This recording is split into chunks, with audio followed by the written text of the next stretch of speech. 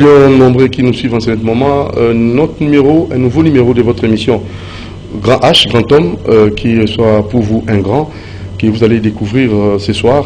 Et il nous parlera de sa vie, de ses réalisations. Et en troisième lieu, en fait, troisième rubrique, c'est juste la question d'actualité. On va plus se marteler sur la guerre, l'agression qu'on nous impose à l'est du pays par le Rwandais. Donc il va nous donner le voie de sortie de cette crise. Alors nous vous saluons Maître Christian Moleka. Bonsoir. Bonsoir. Alors, qui est Maître Christian Moleka? Qui est Monsieur Christian Moleka? Monsieur Christian Moleka est congolais, né à Kinshasa. Je suis politologue de formation, politologue prospectiviste de l'Université de Kinshasa. Je suis coordonnateur national de la dynamique des politologues de la RDC. C'est une structure qui réunit tout ce qui ont fait les sciences politiques. Je suis conférencier, chercheur, attaché au CEPAS. J'ai, dans un passé récent, été assistant parlementaire à la ville de Kinshasa et président de la parlementaire. J'ai été conseiller technique au cabinet du rapporteur en 2017-2018. Je suis consultant et voilà, libre penseur. On a vraiment besoin de vous connaître à fond, parce que là, c'est comme si vous faites une sorte de synthèse. Qu'est-ce qu'il faut encore ajouter? Je suis un passionné de lecture et du cinéma. J'adore le Congo, mon pays. J'ai écrit quelques articles sur le Congo. J'ai écrit, entre autres? Oui, j'ai écrit dans la revue Congo Afrique du CEPAS, je crois 3 ou 4 articles. J'ai écrit dans la revue philosophique de l'Université de Loyola, Buisson-Ardent, un article. J'ai été pendant un temps, je dirais presque chroniqueur permanent du journal Congo Virtuel. En 2020, au début de l'année, j'ai écrit un article que je trouvais intéressant à l'époque, c'était FCC Cash, à qui profite le temps. C'était au moment où nous avions des tensions autour du vice-premier ministre de l'époque. Et donc j'ai écrit l'article à qui profite le temps pour montrer que les deux alliés allaient se neutraliser et tous allaient perdre un temps en termes d'usure et stratégie. C'est un article qui a été publié dans Congo Virtuel. Je suis consultant dans pas mal de médias. Je suis consultant politique sur BBC, sur Africa Radio, sur Radio Okapi, et sur beaucoup de médias sur CTV également. Donc je suis également invité dans beaucoup de médias pour décrypter l'actualité de mon pays et apporter ma lecture. Christian Moleka, vous avez peut-être un politicien ici en Afrique ou dans le monde qui vous a plus marqué par sa façon de gérer, que vous considérez comme peut-être un modèle pour nos politiciens? En Afrique, bon, je dirais peut-être qu'on me placerait peut-être à gauche parce que mes modèles en Afrique sont Thomas Sankara, que j'ai toujours, dont j'ai toujours apprécié la vision et le combat. C'est en Afrique du Sud, j'aime toujours Steve Biko, qui est certainement mort très tôt pour son engagement. Et je pourrais ajouter Kwame Nkrumah également, qui m'a toujours inspiré. Dans mon pays, je dirais Lumumba. J'aime la constance de son combat, sa vision du panafricanisme. Et puis, dans les différents acteurs qui sont passés, je crois qu'il n'y a pas un modèle propre, mais des éléments que l'on peut prendre dans différents acteurs. La vision de grandeur de Mobutu. J'ai toujours aimé sa façon de concevoir la grandeur du pays. Je dirais l'austérité financière ou l'orthodoxie financière de Kasavubu, la passion exaltée de la rhétorique de Lumumba, le silence de Kabila, l'abnégation de Mouzé. On pourra ajouter du président Félix cette volonté de lutter contre la corruption. Il y a dans chaque acteur des éléments à trouver, mais il n'y a pas un modèle typique qui m'inspire particulièrement. Par contre, comme intellectuel, si un homme qui m'a inspiré et qui m'a donné le goût de venir faire ce que je fais dans les plateaux, c'est le professeur Bioya Makutu. Pourquoi? Philippe, qui nous a quittés. Parce que d'abord, c'est un géopoliticien que j'adorais. Il avait la particularité, dans la télé, d'apporter une autre dimension de lecture. Quand les gens font l'actualité, ils discutent chaque jour, Bioya avait toujours un regard, je dirais, en hauteur, parce qu'il avait cette dimension géopolitique qu'on a vraiment perdue dans la télé, parce que notre débat à la télé se limite à la factualité du présent. Et quand je le suivais déjà à l'époque, il m'avait beaucoup inspiré. J'avais commencé un projet de livre sur le Congo, que je suis toujours en train d'écrire, Conscience de République de puissance. Et à l'époque, je l'avais contacté pour qu'il puisse préfacer l'ouvrage. Il était d'ailleurs d'accord, malheureusement la mort nous l'a arraché, il est parti. Je crois que je publierai l'ouvrage sans lui, il ne sera pas là pour le préfacer. C'est quelqu'un qui m'a beaucoup marqué de sa façon d'analyser l'actualité politique. Voilà, Christian Moleka, quel événement qui vous a plus marqué dans les bons sens, dans la vie, l'événement heureux? Dans ma vie personnelle? Oui, d'abord. Il y en a beaucoup, déjà la naissance de mes enfants, mais d'un point de vue politique, j'ai eu la chance en 2006, quand nous commencions les élections, de diriger une campagne électorale. J'étais étudiant en sciences politiques, en 3e année graduat, et il y a un aîné que j'aime bien, qui m'a, comme on dit, mis le pied sur le trier, qui m'a ouvert le voie de la politique, qui s'appelle Maître Serge Mabek, je salue en passant, qui m'a fait confiance pour qu'avec les amis, nous puissions diriger sa campagne, à Kimbanseke. Et donc, nous avons travaillé, c'était ma première expérience vraiment sur le terrain, de matérialiser tout ce que j'avais étudié comme théorie en politique à l'université, et je le vivais sur le terrain, en contact avec les gens. Il a été élu, mais pas proclamé, puis nous sommes allés en contentieux, il a été élu, et ça m'a permis également d'entrer dans la politique institutionnelle. Donc j'étais à son assistant parlementaire pendant presque toute la législature, et puis après, président assistant parlementaire. Donc pour moi, ce moment fondateur de 2006 a été un moment de rencontrer les Congolais, de parler avec eux donc dans la proximité, sur leurs problèmes, et de voir que la politique pouvait être un levier pour changer beaucoup de choses. Au-delà de tout ce qu'on a étudié, ça peut être un levier pour changer beaucoup de choses. Alors, en tant que coordonnateur de une association ou juste une structure, je ne sais pas, vous allez peut-être nous éclaircir là-dessus. Les politologues, vous êtes cordon. Vous coordonnez quoi et vous faites quoi dans cette structure? La DIPOL est née en 2012, le 30 juin 2012. En fait, nous aurons 10 ans dans quelques mois, dans quelques jours ici. Lorsque nous avons fini les sciences politiques à l'université, nous nous sommes rendus compte, en finissant, qu'il n'y avait pas un espace très approprié pour les politologues que nous étions, et que la société ne nous donnait pas la valeur réelle que nous devions occuper comme techniciens du pouvoir, comme technocrates. Et donc nous avions dit qu'il était nécessaire de créer une structure qui permette de mettre en lumière la valeur de sciences politiques au Congo. En fait, on a une histoire particulière. C'est que les sciences politiques au Congo, depuis le Zaïre, ont été à l'origine de tous les mouvements, enfin, des mouvements que nous avons eus à l'université de Kinshasa. Les mouvements de 69 et les mouvements de 71, qui a même poussé le maréchal Mobutu à fermer la faculté des sciences politiques et l'envoyer à Kisangani et à Lubumbashi. Et donc il était impossible de faire les sciences politiques au Zaïre, à Kinshasa, de 61 jusqu'à l'entrée de l'AFDEL. Donc la faculté est rentrée pratiquement avec les valises de l'AFDEL, et c'est comme ça que les sciences politiques sont rentrées à Kinshasa. Ce qui fait que dans le système Mobutu, si vous regardez très bien, vous trouverez très peu de politologues autour du maréchal. Parce qu'ils étaient considérés déjà dès le départ comme des petits rebelles qui n'écoutaient pas. Il y a certainement, oui, des gens comme Kabuya Lumuna qui ont certainement joué un rôle, mais il y avait très très peu de politologues dans le régime Mobutu. Et de plus en plus maintenant, on a des politologues, des professeurs comme Lumana, c'est vrai qu'ils ont occupé des fonctions un peu plus basses sous le maréchal et un peu plus sous Kabila. Et donc de plus en plus, les politologues reviennent sur la scène. Et nous avons pensé qu'il était nécessaire d'avoir une structure qui mette en visibilité ce que nous faisons comme science et son apport dans la société. C'est comme ça qu'en 2012, la structure a été créée. Personnellement, moi j'ai pris la structure depuis 2017. Donc avant moi, il y a un comité qui a dirigé, qui a mis en base la structure. Moi je l'ai pris depuis 2017.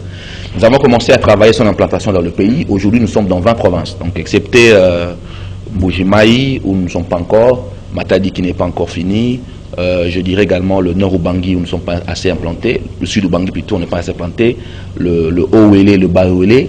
Nous sommes pratiquement dans tous les restes des provinces, déjà avec un comité installé, et nous travaillons.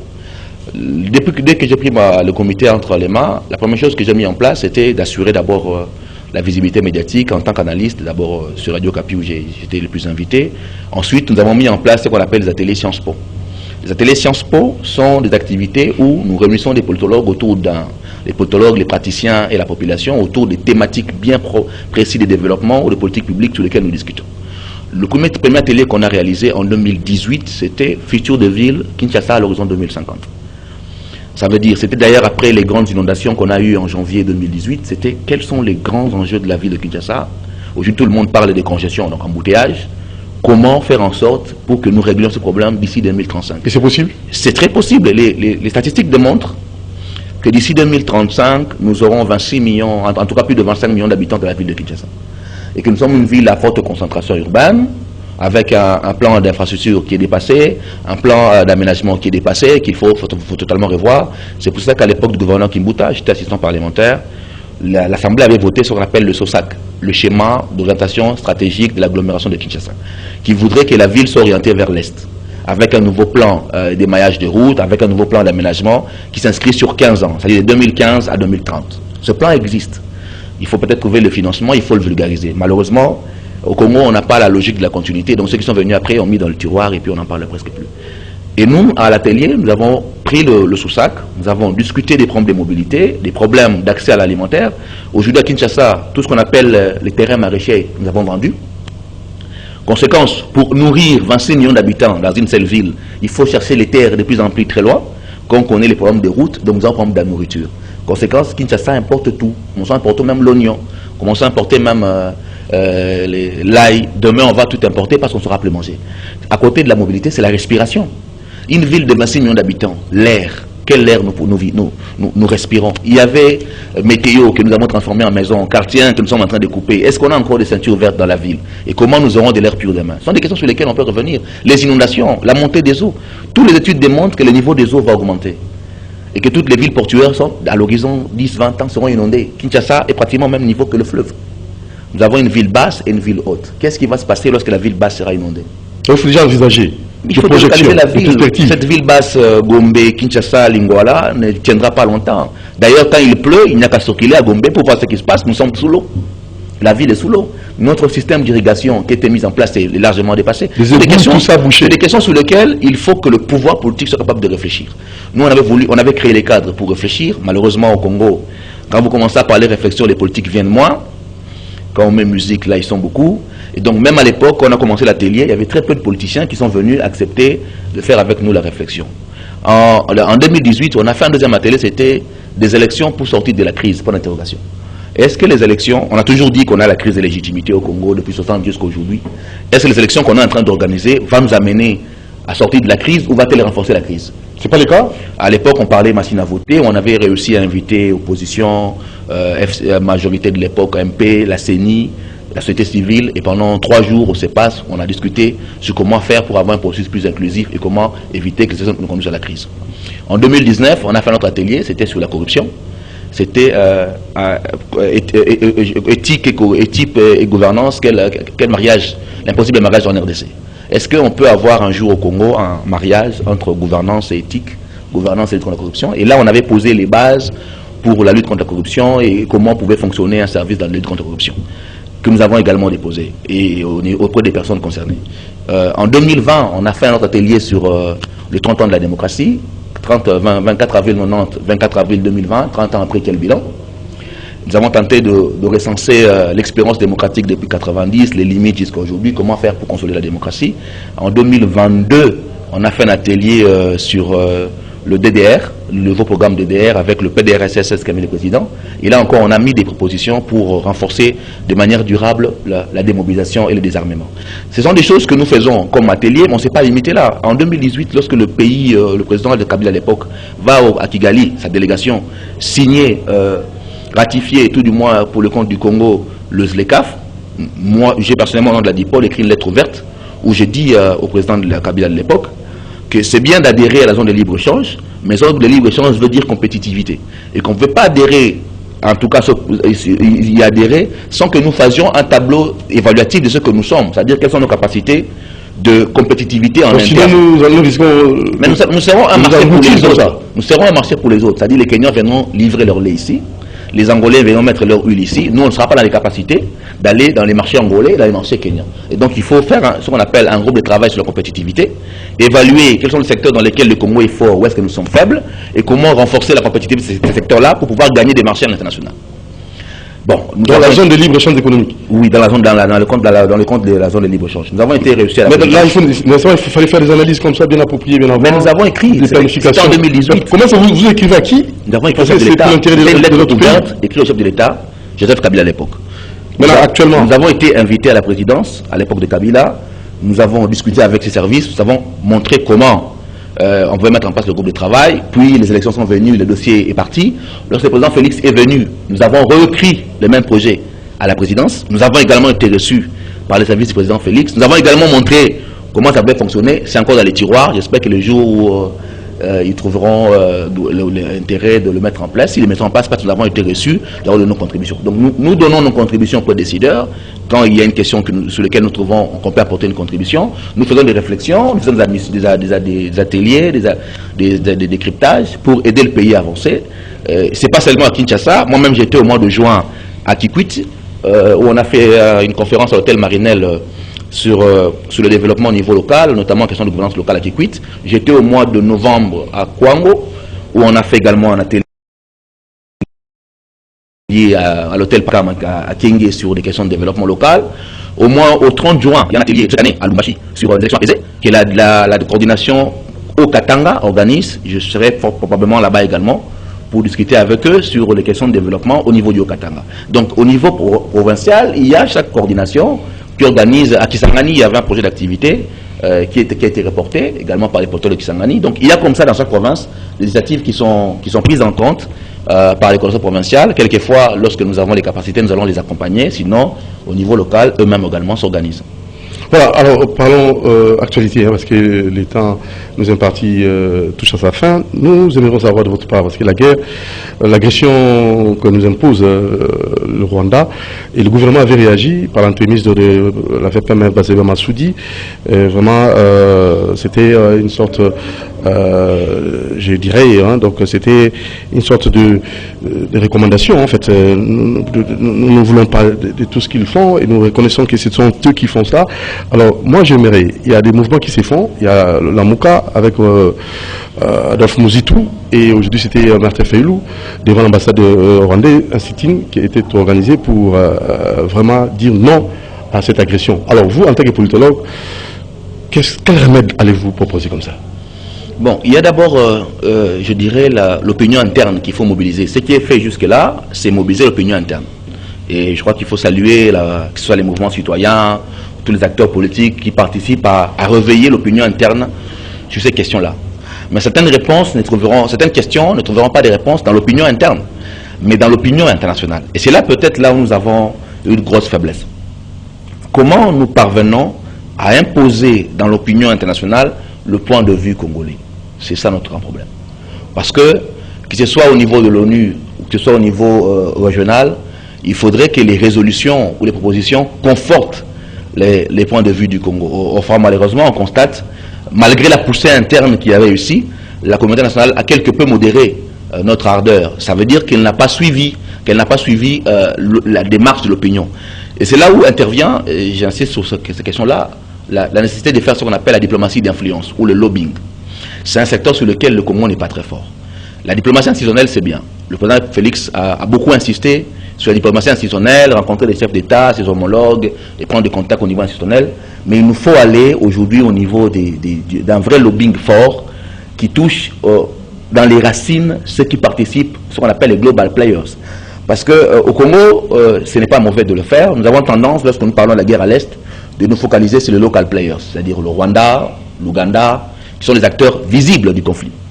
Alors qu'il y a des acteurs invisibles du conflit, qui ne sont pas présentés, même dans la description de l'actualité. Vous ne verrez jamais, lorsqu'on parle de la guerre, que ce soit la guerre de l'AFDEL, que l'on mette l'accent sur les acteurs invisibles de la guerre. On dit toujours que la guerre a commencé dans tel pays, porté par Mouzé, et que la guerre est venue au Congo. On ne vous citera pas d'où est venu l'argent, les contrats miniers derrière, et les global players qu'on ne connaît pas. Donc si on veut régler cette problématique de la guerre, il faut aller à la source du conflit, c'est-à-dire les acteurs invisibles qui sont au niveau des multinationales, qui sont au niveau des grands intérêts économiques, qu'il faut savoir rencontrer et pour lesquels il faut répondre. Parce que toute guerre a une dimension géoéconomique importante, une dimension géostratégique importante. Et la guerre du Congo a également une dimension géoéconomique importante, c'est-à-dire des enjeux économiques derrière, sur lesquels il faut apporter des réponses. Et si nous n'apportons pas des réponses géoéconomiques à ces acteurs invisibles,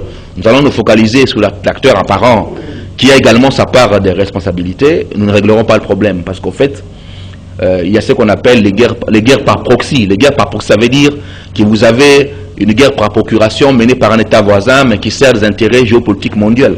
Vous verrez par exemple aujourd'hui, en Ukraine, une guerre menée par l'Ukraine visiblement contre la Russie, mais qui derrière participe à répondre aux intérêts géopolitiques mondiaux.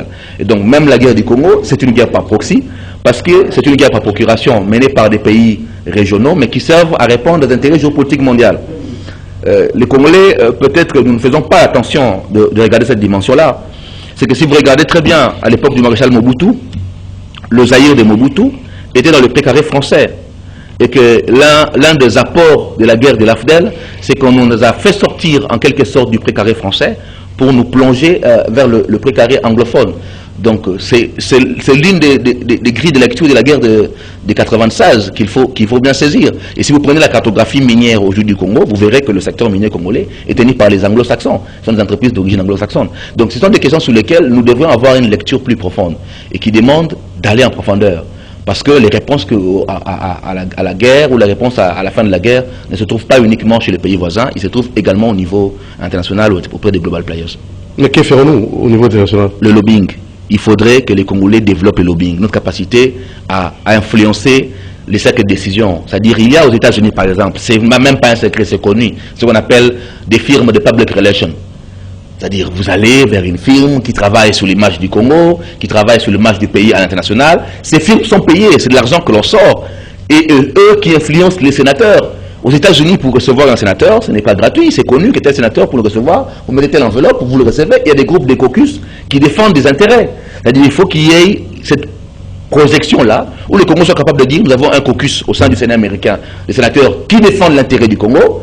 Et ce caucus-là est entretenu. Nous avons un caucus au niveau des spine doctors, nous avons des élus au niveau du Parlement européen qui sont capables de défendre l'intérêt du Congo et ces acteurs-là sont soutenus. Tant qu'on n'aura pas cette politique d'influence, au-delà de la capacité institutionnelle de faire du lobbying, nous ne réussirons pas à changer les grandes décisions. Parce que le Conseil de sécurité, ce n'est pas le lieu de la raison, de la bonne conscience juridique, où le droit se parle. C'est d'abord un lieu de rapport de force parce qu'il est né dans un rapport de force géopolitique. Alors, il faut être capable de changer cette donne-là. Changer cette donne, il y a près de 70 000 habitants qui n'ont pas vraiment accès à l'eau et ils ont des problèmes sérieux pour vivre comme il faut.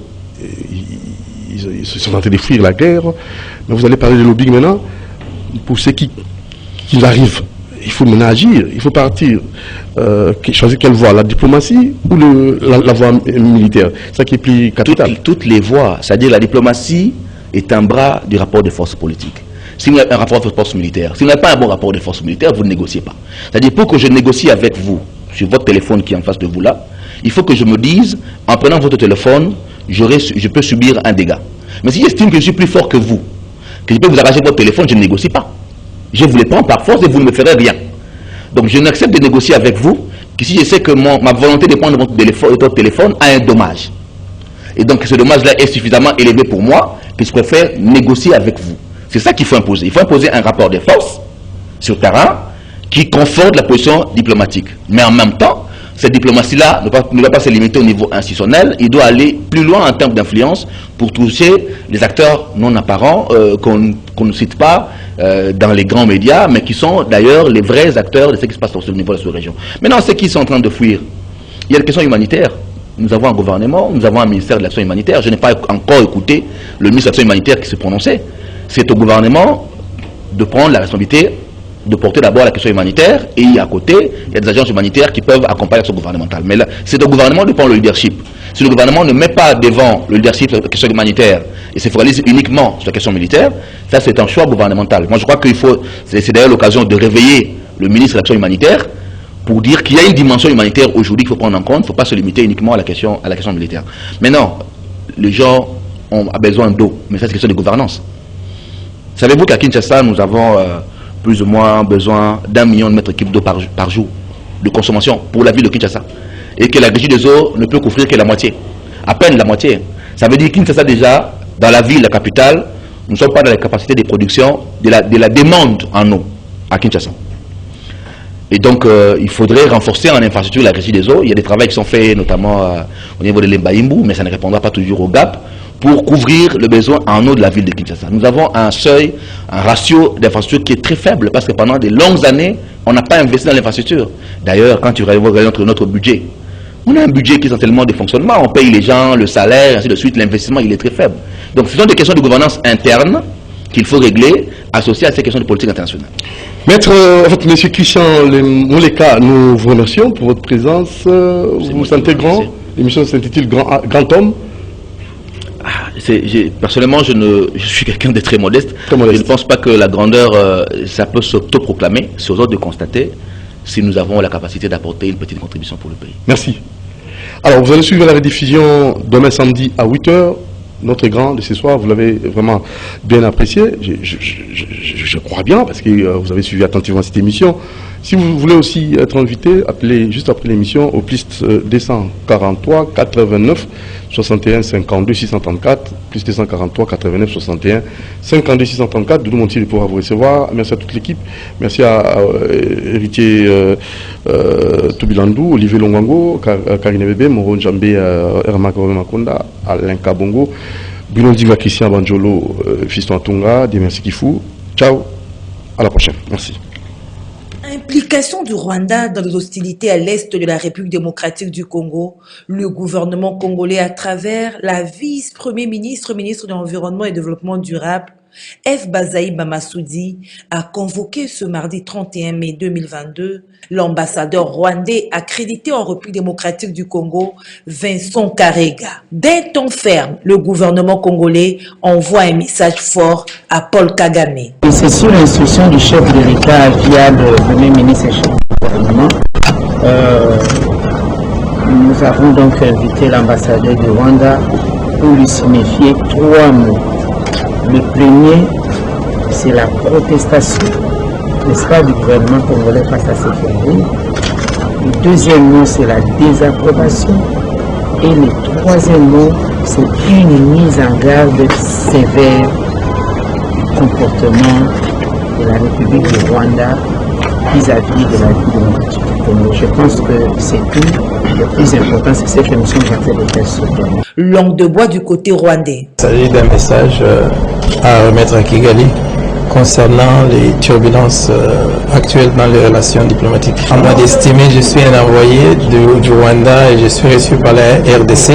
C'est aux deux pays d'estimer la nécessité et la durée de ma présence. Le message est destiné à la République du Rwanda, à mes autorités. Je ne peux pas dévoiler le message des autorités, à moins que la RDC dévoile le contenu.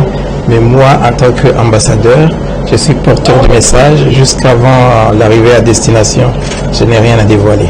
Signalons que la vice-premier ministre, ministre de l'Environnement, F. Bazaï Bamassoudi, a reçu le diplomate rwandais en l'absence de son collègue des affaires étrangères en déplacement. Lors de Nairobi, l'attitude est motivée aussi du fait que il faut trouver au M23 un espace de négociation propre à lui. Plus d'espace de négociation pour la rébellion écran du M23. La position de Kinshasa est claire et sans appel. Christophe Lutundula l'a fait savoir ce mardi lors de la réunion spéciale sur la crise à l'est du pays au Conseil de sécurité de l'ONU. Un espace qui nous amènerait aux vieilles recettes, mixage, intégration, brassage, de place au gouvernement dans les provinces. Laissez-moi vous dire, Madame la Présidente, Mesdames et Messieurs les ambassadeurs, qu'il n'en sera plus question en RDC. Le président Tshisekedi, le Parlement national, le gouvernement national, l'ensemble du peuple congolais, nous ne voulons plus de ces recettes-là qu'on applique depuis 28 ans. C'est depuis 28 ans que nous sommes dans cette crise. Et même si les deux chefs d'État sous l'égide de la CIRGL sont d'accord pour une rencontre dont la date reste à déterminer des communs accords avec les médiateurs Joao Lorenzo, il ne sera nullement question d'intégrer, de mixer ou encore de brasser ces désormais terroristes qui déstabilisent depuis de l'Istre la sous-région. Suivant de près la situation d'insécurité qui sévit à l'est du pays, avec l'attaque de position des FARDC par le M23, les Kinois rencontrés au centre-ville expriment leur soutien aux FARDC. M23 n'existe plus. Alors le message que moi je peux lancer est que les FARDC soient toujours forts, parce que nous sommes déjà forts dans les cas des adversaires. Ils sont à des bandades. Le seul message que je peux donner à nos FARDC, c'est l'encouragement. Allez de l'avant, nous sommes derrière vous. Et je peux même demander au commandant suprême s'il peut faire appel aux jeunes gens que nous sommes pour faire l'armée, pour défendre notre pays, comme nous le voyons sur notre ciel en Ukraine. Et nous sommes là et nous encourageons cette armée qu'ils aillent jusqu'à la victoire. Nous avons besoin de cette victoire pour que notre pays vive en paix. Soutien total, les gens en FARDC, tous derrière FARDC, tout le bas qui clair, nous avons quitté sol congolais, tout nous a pris à retirer. Donc M23 biso to tirer ba Rwanda to tirer M23 dans la kisi biso qui abata makana sima ya Rwanda ndé to tirer ki kuna. Donc to ana ni problème na Rwanda mais muto tout on pensait qu'il faut renforcer